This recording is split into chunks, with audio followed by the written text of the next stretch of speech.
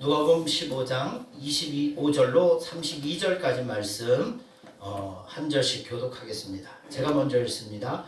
마다들은 밭에 있다가 돌아와 집에 가까이 왔을 때에 풍악과 춤추는 소리를 듣고 한송을 불러 이 무슨 일이나 묻는데 대답하되 당신의 동생이 돌아왔음에 당신의 아버지가 건강한 그를 다시 맞아들이게 됨으로 인하여 살진 송아지를 잡았나이다 하니 그가 노하여 들어오지 아니하거늘 아버지가 나와서 말하는데 아버지께서 대답하여 이르되 내가 여러 해 아버지를 섬겨 명을 어김이 없거늘 내게는 염소 새끼라도 주어 나와 내 벗으로 즐기게 하신 일이 없더니 아버지의 삶을 창조주와 함께 삼켜버리니 아니오라매 이를 위하여 살신 송아지를 잡으셨나이다. 아버지가 이르되 예 너는 항상 나와 함께 있으니 내 것이 다 내 것이로되 이 내 동생은 죽었다가 살아났으며 내가 잃었다가 얻었기로 우리가 즐거워하고 기뻐하는 것이 마땅하다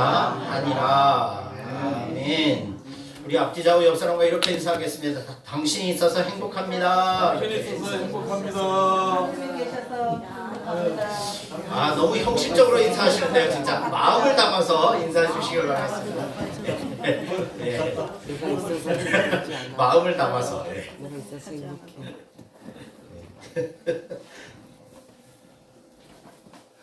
그 처음 우리가 성시교독 하실 때도 그 우리 성경 통독하시잖아요, 그죠? 그 오디오북에서 성경 통독하듯이 이 시편도 기도더라고요. 보니까 예배 중에 우리가 대표 기도가 있지만 우리 대중들이 한 마음으로 기도하기 위해서 성시교독을 넣더라고요. 제가 찾아봤습니다.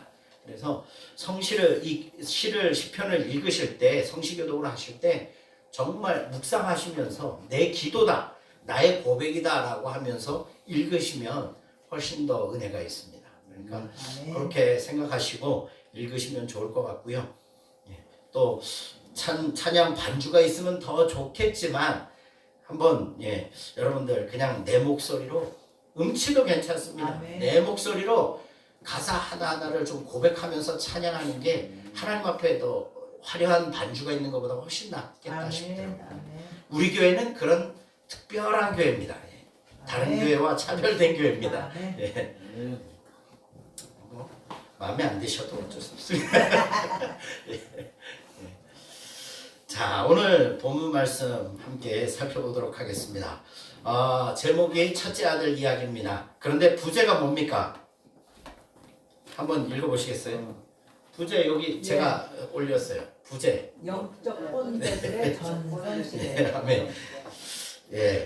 좀 비속어가 들어간 것 같아서 조금 그렇지만, 부제가 저는 더 마음에 듭니다. 영적 꼰대들의 전성시대.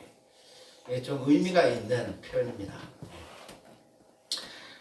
오늘날 한국 사회를 어렵게 하고 힘들게 하는 것이 있다면 어떤 것들이 있을까요? 물론 경제적인 문제, 위정자들의 문제, 다 여러 가지 문제가 있겠지만 가장 큰 어려움은 불통의 문제입니다.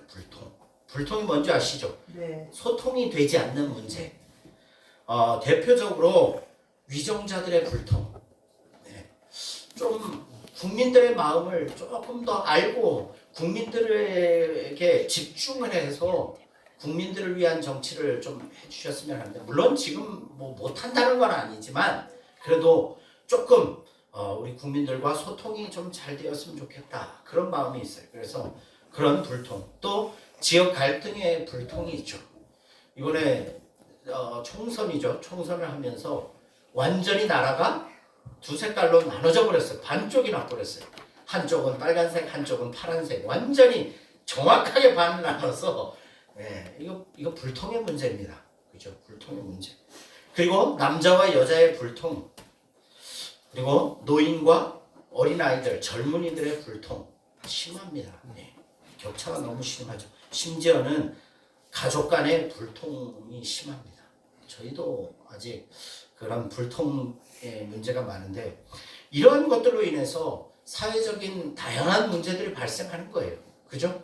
그러니까 위정자들의 불통 때문에 사람들이 어디로 나오는 거예요. 도로로 나오는 거예요. 여의도 광장에 모이는 거예요. 불통의 문제 때문에 소통이 안 되니까. 예. 이런 것들로 여러 가지 사회적 문제가 이제 발생하고 있고, 그 불통의 핵심에는 누가 있는지 아십니까? 불통의 핵심에는 꼰대들이 있습니다. 죄송합니다. 이 표현이 좀 거북스러우실 수도 있는데 조금 그냥 마음을 여시고 좀 받아주십시오. 예. 꼰대들이 있어요. 꼰대란 뭐냐면요, 특정한 성향과 행동을 가진 사람을 지칭하는 용어래요. 이 특정한 성향, 특정한 행동을 가진 사람을 지칭하는 용어랍니다.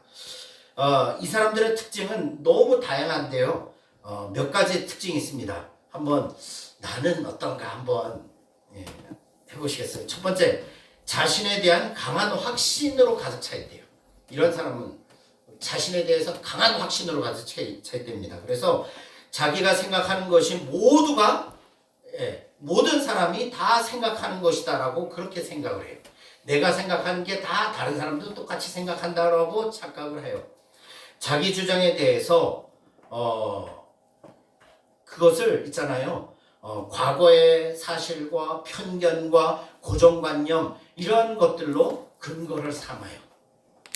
또 자기 자신과 다른 것을 인정하지 않고 대화를 거부하고, 그리고 큰 소리 내기를 좋아하고 욕설로 상대방을 밀어내려고 하는 사람. 자기 자신에 대한 강한 확신을 가진 사람. 두 번째, 도덕을 강요하는 사람. 도덕을 강요하는 사람.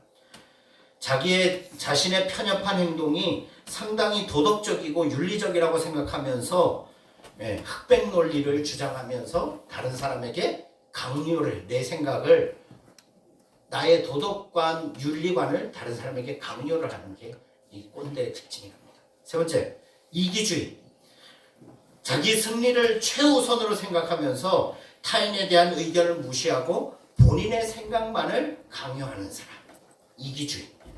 그리고 네 번째, 오지랖과 편견.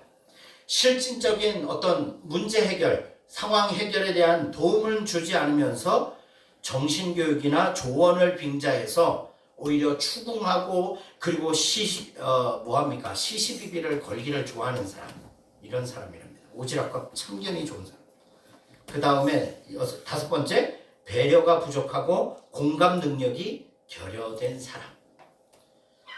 적반하장하면서 역지사지를 무시하는 사람. 그리고 여섯 번째, 반지성주의. 그러니까 과학적 근거에 대해서 불신이 있으면서 전통적인, 이제까지 살아왔던 전통적인 편견과 관습으로 형성된 이 고정관념에 대해서 아집을 가지고 주장하는 사람. 그리고 마지막으로는 이중적인 언행을 한답니다. 이런 사람. 이중적인 언행. 이게 무슨 말이냐면 상급자에게 존댓말을 사용하면서 하급자에게는 무조건 뭐합니까? 반말을 하는 거예요. 막 무례한 반말을 사용하거나 하급자에게 삿대질과 같은 그런 언행들을 서슴지 않아요. 그러니까 강자에게는 약하고 약자에게는 강한 사람. 자, 이런 사람, 이런 사람들이 싫어하는 사람은 어떤 사람이냐면 자신들을 대상으로 불만을 표출하거나 또 자신의 의견에 비판적이고 불복종하는 사람들을 싫어합니다. 또한 새로운 사상이나 가치관을 가지고 있으며 다양성을 존중하는 사람들도 싫어합니다. 그러니까 전형적으로 누구 기준으로 살아가는 거예요? 내 기준으로 살아가는 사람. 자, 그런데 이러한 사람들이 많은 사회가 바로 불통의 사회라는 거죠. 소통이 안 되는 거예요. 우리 만일 머릿속에 뇌혈관에 피가 잘 흐르다가 찌꺼기가 딱 막혀버리는 것처럼 소통을 막아버리는 사람이 바로 이런 사람들이죠. 이런 사람들. 그런데요, 이런 불통 현상이 어디에도 있을까요? 교회 안에도 있습니다. 교회 안에도. 이런 표현은 좀 죄송하지만 영적 꼰대들이 있어요. 영적인 꼰대들이 있습니다. 물론 교회 안에, 오늘날 교회가 어려움 당하는 이유 중에 가장 큰 원인은 복음의 진리가 왜곡돼서 선포되는 것도 문제지만, 여기에 더해 이 불통의 문제, 영적인 이 이 꼰대들의 모습, 이런 문제들 때문에 한국 교회가 점점 더 어려워지고 젊은이들이 떠나고 있는 거죠. 그건 무시할 수 없습니다. 예. 자, 그런데 이런 영적 꼰대를 성경적으로 보니까 딱 한 단어가 있어요. 뭔지 아셔요? 바로 이런 사람들을 율법주의자들이라고 하는 거죠. 율법주의자. 예수님이 말하는 바리새인과 서기관들. 이 사람들이 바로 영적인 꼰대들인 거죠. 이들은 초신자들이 아니에요. 초신자들은 절대 그렇게 살지 않습니다. 누가? 목회자들이. 그리고 직분자들, 장로님, 권사님들, 집사님들, 소위 직분을 가지고 신앙생활 오래 하고 아주 잘한다라고 생각하는 사람들이 대부분 이 부류에 속한다는 거예요. 참 안타깝죠? 재밌는 것은 이 사람들은 나름대로 자기들만의 신앙 체계가 딱 잡혀 있어요. 물론 아까 제가 꼰대에 대해서 그 특징들을 얘기했잖아요. 그죠? 그런데 이 특징 그대로가 교회 안에 들어와서 영적 꼰대가 되는 게 바로 율법주의고 바리새인적인 신앙이라는 거죠. 자, 그런데 이들의 신앙 체계도 마찬가지예요. 인격체이신 하나님, 그러니까 인격적이신 이런 하나님이 아니라 그 하나님을 신뢰하는 것보다 자신의 뭘 더 신뢰할까요? 종교적 의, 행위를 더 신뢰하는 사람. 이런 사람. 두 번째, 예수님보다 예수님을 위한 자신의 수고와 헌신과 노력을 의지하고 그것을 더 신뢰하는 사람. 그리고 종교적인 의식이나 행사, 그러니까 예배하고 찬양하고 기도하고 막 이런 종교적인 봉사하고 이런 종교적인 의식이나 행사, 그리고 신앙적인 이유로 고기를 먹지 않는 그런 행위를 의지하면서 그렇게 하지 못하는 사람들을 뭐합니까? 비판하고 비난하고 정죄하는 거죠. 아까 말씀드렸죠? 꼰대의 특징? 남을 도덕적, 윤리적으로 비판하고 정죄하고 비난한다고. 그죠? 그게 특징이라는 거죠. 그런데 가장 안타까운 사실은 뭔지 아셔요? 이거예요. 그러한 상태에 있는 사람은 자기가 그런 상태에 있다는 것을 모른다는 거예요. 난 잘하고 있어. 난 지금 최선을 다하고 있고 정말 바르게 신앙생활하고 있어 라고 착각을 하고 살아가는 거죠. 마음에 불편하실 수도 있습니다. 혹시 저는 누구를 콕 집어서 얘기하는 거 아닙니다. 네. 괜히 또 집에 가서 목사님 나보고 얘기하는 거 아니야 또. 그런 적 우리 교회는 없습니다. 이런 영적 꼰대들이 없습니다. 맞아요. 아멘. 제가 제일 찌르네. 포도나무 교회, 이제 침례교 포도나무 교회라는 교회를 담임하고 있는 이 여주봉 목사님이라는 분이 있어요. 이 여주봉 목사님이 율법주의, 이 영적인 꼰대들에 대해서 이렇게 정의를 해줘. 첫 번째, 자기 의에 사로잡혀 있다. 똑같죠, 그죠? 자기 의에 사로잡혀 있어. 그래서 자기의 행위를 의지해서 하나님 앞에 서려고 하는 행위. 두 번째, 영적인 우월감을 가지고 있어요. 이런 사람은 세리와 함께 성전에 기도하러 올라간 바리새인 아시죠? 하나님 앞에 똑같이 바리새인은 맨 앞자리에 가서 중앙에 가서 하나님 앞에 회개기도하고 막 기도하는데 세리는 어떻게 합니까? 저 뒤쪽 구석택에 앉아가지고 눈물을 질질 흘리면서 하나님 죄인이 왔습니다. 그러면서 바리새인이 하는 기도는 뭡니까? 하나님 저는 저 사람보다는 낫습니다. 이게 바로 영적인 우월감을 가지고 있는 모습. 세 번째, 지나치게 전통을 의지하고 있어요. 이게 뭐냐면 마태복음 15장 3절을 보면 예수님이 바리새인들을 책망해요. 그런데 뭐라고 책망하냐면 너희는 어찌하여 너희의 전통으로 하나님의 계명을 범하느냐.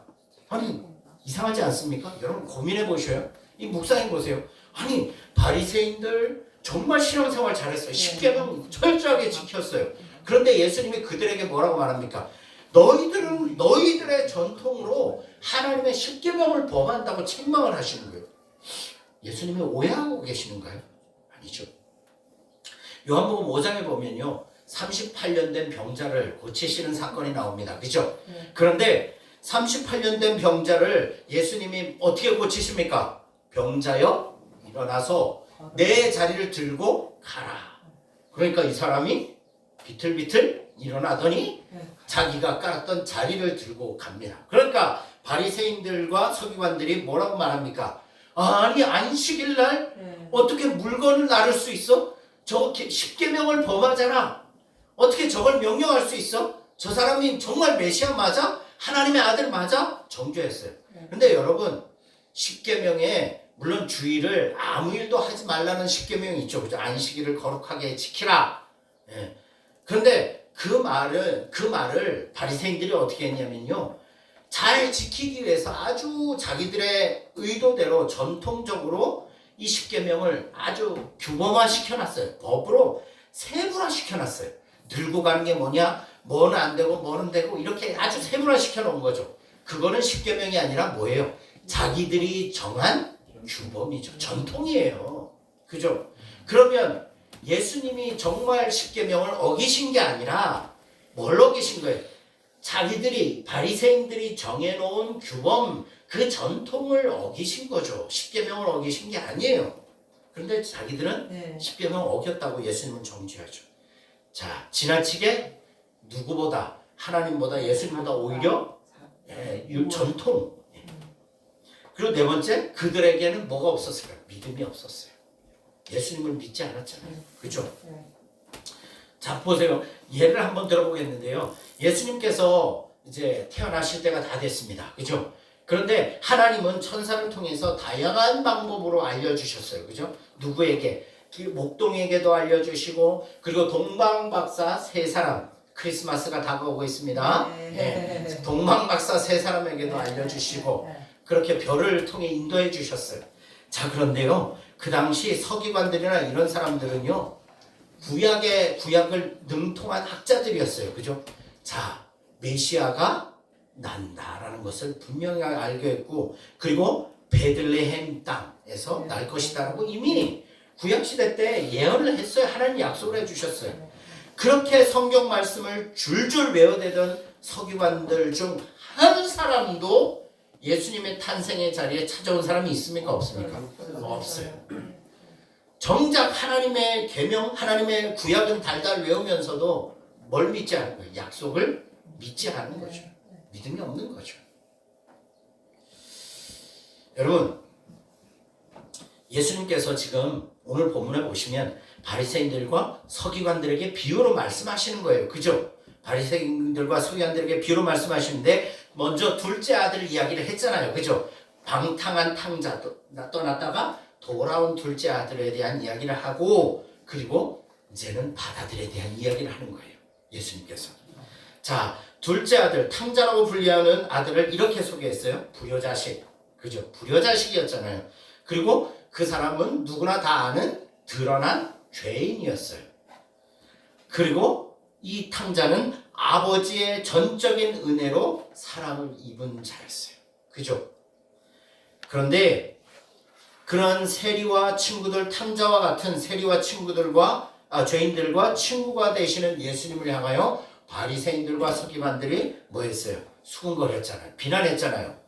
그러니까 예수님이 그들을 향해서 이제 이렇게 말씀하시는 거예요. 그들에게 이렇게 반문하시는 거예요. 이 오늘 본문의 이 비유를 통해서 예수님이 뭘 하시는 거예요? 반문하시는 거예요. 자, 보자. 그러면 너희는 어떠냐? 너희들이 손가락질한 세리와 죄인들은 그렇다 치더라도, 탕자 같은 그 인생들은 그렇다 치더라도, 그러면 너희들의 모습은 어떠냐? 이 이야기를 하는 거예요. 그것이 첫째 아들의 이야기, 맏아들의 이야기. 본문을 보시겠습니다. 25절로 27절 졸리시죠? 함께 읽겠습니다. 시작. 맏아들은 밭에 있다가 돌아와 집에 가까이 왔을 때에 풍악과 춤추는 소리를 듣고 한 종을 불러 이 무슨 일인가 물은데 대답하되 당신의 동생이 돌아왔음에 당신의 아버지가 건강한 그를 다시 맞아들이게 됨으로 인하여 살찐 송아지를 잡았나이다. 아멘. 저 보세요. 큰 이제 둘째 아들이 어떻게 합니까? 예, 돌아왔죠. 그죠? 그런데 맏아들도 밭에서 열심히 일하다가 집으로 돌아오고 있어요. 그런데 멀리 오고 있는데 집에서 풍악 소리가 막 들리는 거예요. 잔치가 막 열려 있는 거예요.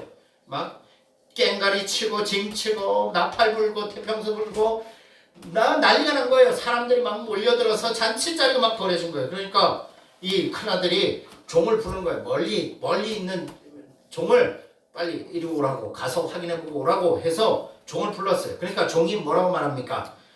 당신의 주인님의 동생이 돌아왔기 때문에 당신의 아버지께서 그가 돌아왔음을 기뻐하면서 지금 잔치를 벌려주고 있습니다. 그래서 그 아들을 위해서 살찐 송아지를 잡았습니다. 자, 큰아들의 반응은 보세요. 큰아들의 반응. 오, 정말 내 동생이 돌아왔어? 야, 빨리 가자 하고 뛰어들어갔습니까? 아니죠. 보세요.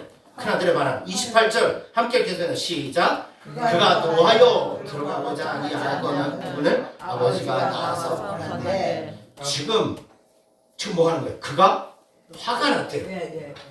그리고는 집에 들어갔어요? 안 들어갔어요? 안 들어갔어요. 예. 저 같아도 안 들어요. 아, 그러세요? 아, 예. 여러분, 큰아들이 왜 화가 났을까요? 첫째. 뭐 이거 자기한테는 예. 하나도 안 있고. 이렇게 잔치한 거 열심히 했는데. 예. 자.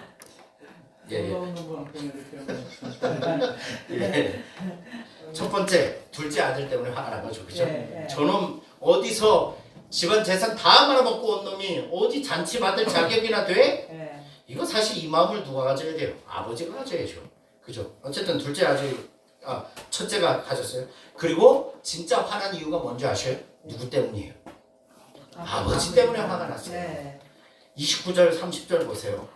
아버지가 나와서 그러지 말고 우리 들어가자 이렇게 말하니까 아들이 뭐랍니까?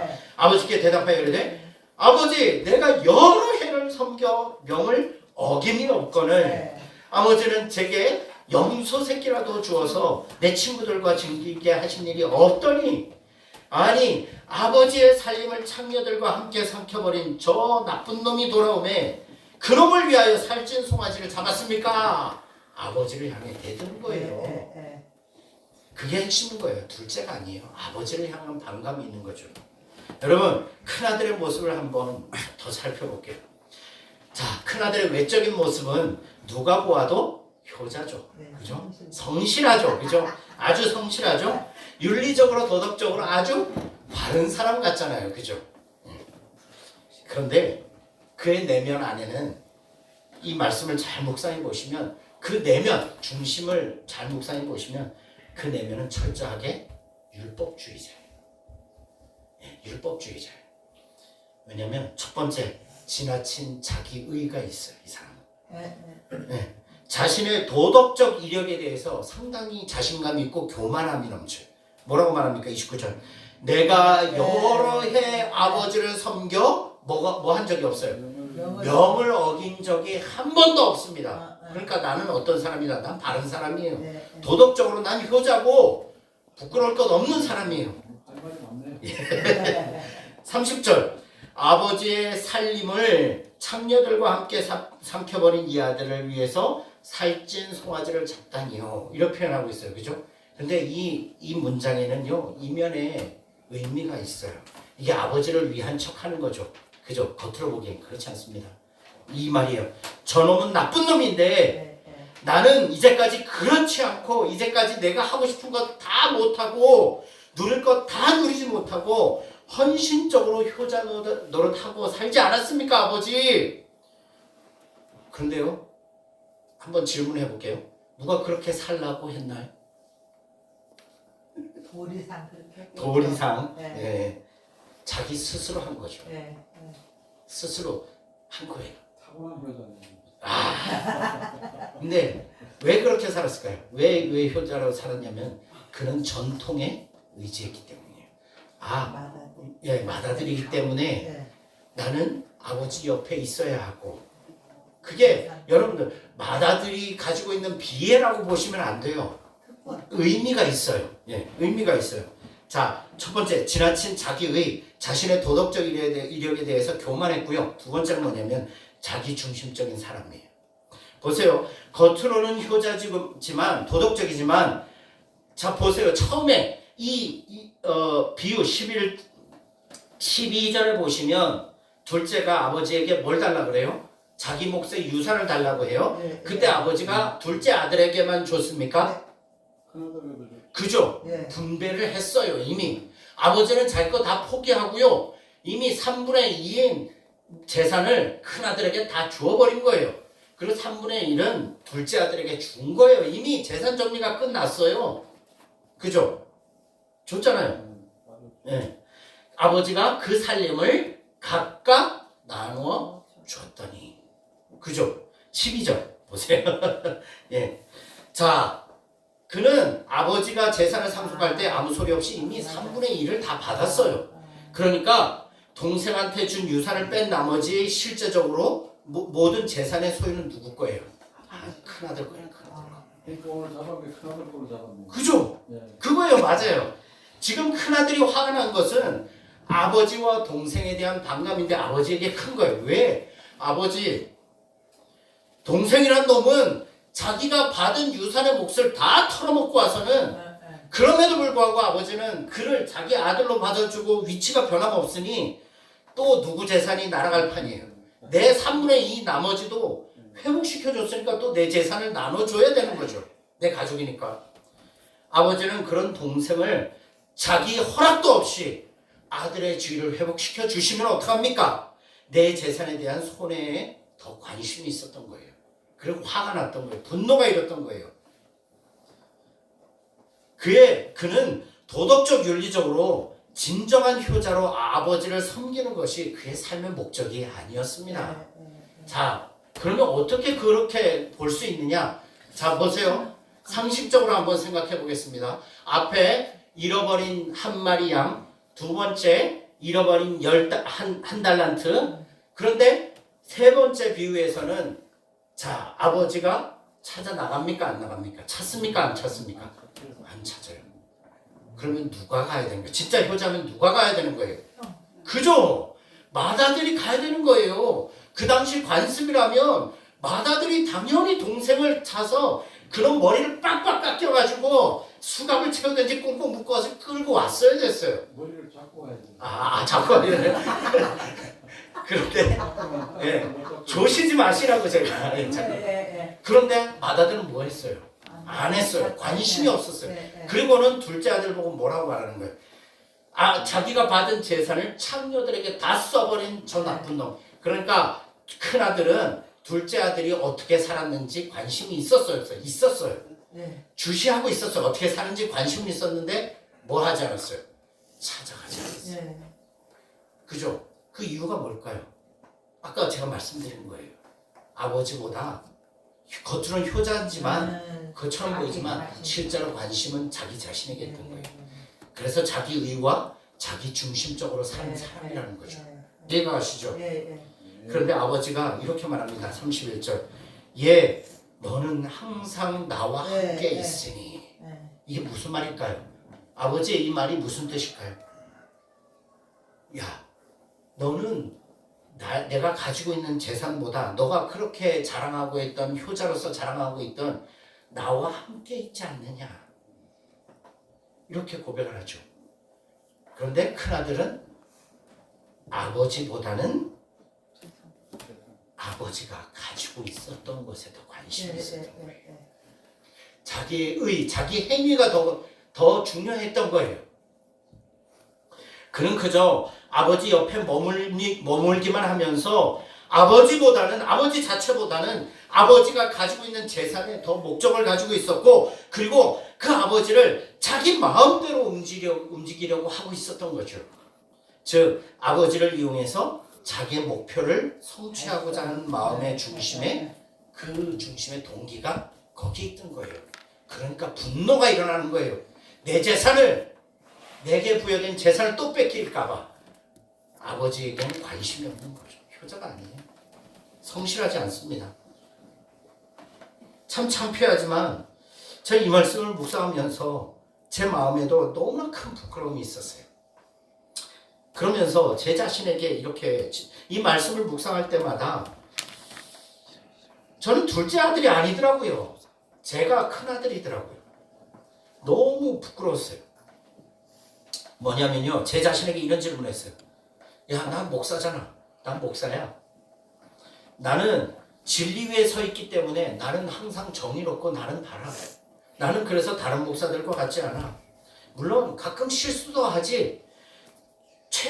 그렇지만 최대한 나는 다른 목사들보다 다른 사람들보다 바르고 의롭게 살고 난 힘쓰고 살고 있어. 나는 도덕적 윤리적으로 남들보다 바르게 살고 있어. 여봐, 나도 뭔 일을 지금 뭐 전도를 하고 뭘 하잖아. 그런데 제 마음속에 정말 그러니? 이런 질문이 드는 거죠. 이런 생각을 하고 있으니 정말 그러니? 그러면서 저의 마음과 입술에서 떠나지 않는 말들이 있더라고요. 그게 뭐냐면 하나님께도 이렇게 말하더라고요. 하나님! 내가 이제까지 이렇게 헌신하고 노력하는데 현실은 왜 이렇습니까? 저 사람은 저렇게 하면 안 되는데 저렇게 하면 안 되는데도 저 사람은 왜 나보다 잘 되는 겁니까? 그러면서 저 사람은 또 저렇고 다른 사람들을 평가하고 비난하고 정죄하고 저 사람은 왜 믿음은 그거밖에 안 되지? 제 입술에서 나오는 말은요, 항상 남을 비판하고 정죄하고 비교하고 원망하고 불평하고, 그러니까 제 마음에 평강이 있을까요, 없을까요? 평강이 없더라고요. 감사가 없더라고요. 제 마음에 기쁨이 없더라고요. 항상 제 속에는 제 의로 가득 차 있더라고요.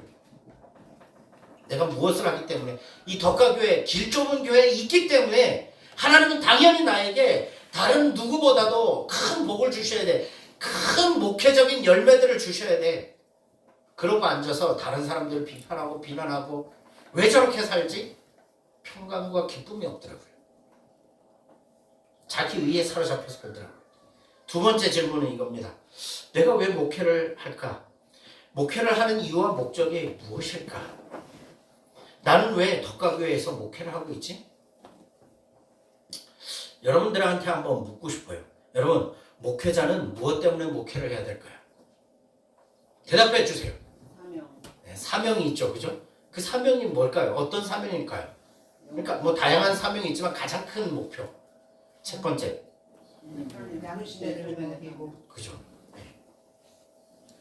하나님을, 여러분 제일 중요한 게 이거예요. 예수님 부활하셔서 베드로를 찾아오셨잖아요, 그죠? 그리고 나서는 예수님 처음 만날 때처럼 바닷가 모래 위에다 불 피워놓고 고기를 구워놓고 베드로하고 제자들이 모여 앉아있으니까 고기를 구워주시면서 베드로에게 뭐라고 묻습니까? 3번 묻죠. 네, 베드로야, 너가 나를 사랑하느냐? 3번 묻잖아요. 여러분, 목회자는 무엇 때문에 목회를 해야 되냐면요, 하나님을 사랑하기 때문에 목회를 해야 돼요. 그렇지 않아요? 하나님의 영광과 기쁨을 위해서 목회를 하는 거예요. 목사로 사명을 받은 거예요. 그런데 하나님은 제게 맡겨주신 성도들을 하나님을 사랑할 수 있도록 이끌고 섬기고 세워주시기를 원하시는데, 그런데요, 어느 순간 주객이 전도되어서 나는 성도들이 나의 추종자들이 되기를 원하고 있지 않는가, 그런 생각이 들더라고요. 그래서 성도들이 나를 인정해주지 않으면 마음이 불편해지고요, 원망과 불평을 하고 쏟아내고 있더라고요. 그런 제 모습을 보였어요. 그러면서 이 질문을 했어요. 나는 지금 나를 위해서 목회하고 있나? 아니면 정말 하나님을 사랑하기 때문에 목회를 하고 있나? 설교를 하고 있나? 사역을 하고 있나? 그러면 여러분들은 어떻습니까? 여러분들에게 주신 직분, 여러분들에게 하나님이 주신 사명, 인생의 삶을 살아갈 때 여러분 무엇을 위해서?